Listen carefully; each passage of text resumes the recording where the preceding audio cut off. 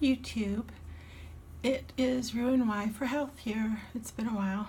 It's been quite a while, several months since I made my last video. That's not exactly true. I made one a month ago and it was too long and I couldn't upload it to YouTube. And I just gave up, because I was really busy. But I just wanted to do a few short, quick updates. I've got a little timer here I'm watching so I don't go over, and kind of bring people who are interested in Roux-en-Y recovery up to date on how I'm doing. So altogether, so far I've lost about 140 pounds from when I started, which was a little over a year ago. And I had my surgery, I had my 6-month checkups. I'm sorry. It's been like a year and a half ago that I started the program, and I lost about 102 pounds before I had my surgery, and then I had surgery December 27th, 2017, and since then I've lost about 35-40 more pounds. I'm being vague because I'm retaining water again this summer like I always do, and I haven't done the math yet on how much of this is probably fat and how much is water. So anyway, I feel good about my progress in terms of weight, but I have been plateaued for a bit. And when I went and had my weigh-in, I could see they have a biometric scale, and I could see that I had lost probably 5 or 6 pounds of fat since I was in there a month ago for a checkup. And but I gained 5 or 6 pounds of water, so it's kind of a wash. So in the fall, when I start losing all my summer water, I'll lose all that weight too, but it's just water, so I'm not worried. So what else? I started a new job about 3 months ago, a little over 3 months ago, and it's been really, really hard. I didn't work for 14 months before that, and I realize now how much easier that made my program, because I had time to plan and shop and log my food and exercise and stuff. And so now I've been struggling trying to keep my focus while I'm also learning a new job. And my job was pretty stressful. They really needed me, and had a lot of backlog of work.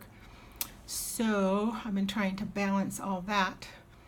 And also, I'm also not, since I've had the surgery, I'm not digesting my antidepressants as well, or absorbing them as well, or probably the vitamin D or something.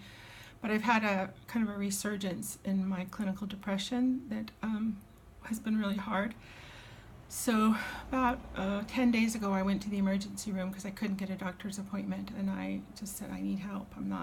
I'm feeling really depressed and I can't sleep. I was getting like 3 hours of sleep at a stretch. And so I got a new medication that I take just before I go to bed. I actually cut it in half. I just take the smallest dose possible and cut it in half just to help me sleep. And it seems to be really helping. I do feel better. And I have more hope and more just ability to cope. But all the stuff that we being people who used food the way I used food, so me, all the things that I used to do to make myself feel better for years and years and years before the surgery involved food. And now I don't have that way to make myself feel better. So I'm having to learn, I'll be 62 in August, and I'm having to learn a completely new set of coping skills. And I'm not coping that well. I know it's a big transition, and I'm trying to be gentle with myself, but I do find myself,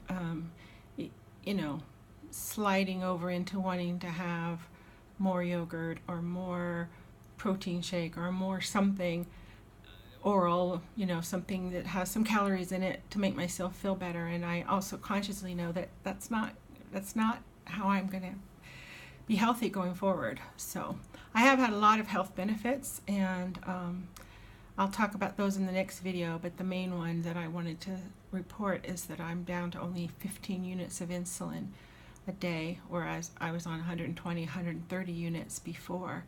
So there's a lot of measurable improvements in my health since I had the surgery, but it also emotional eating. I'll have to do a whole video on that. So anyway, that's how I'm doing. I'm okay, and I'm struggling, but I'm okay, and I will talk more later. Take care, and thanks for watching, and thanks for subscribing. Bye-bye.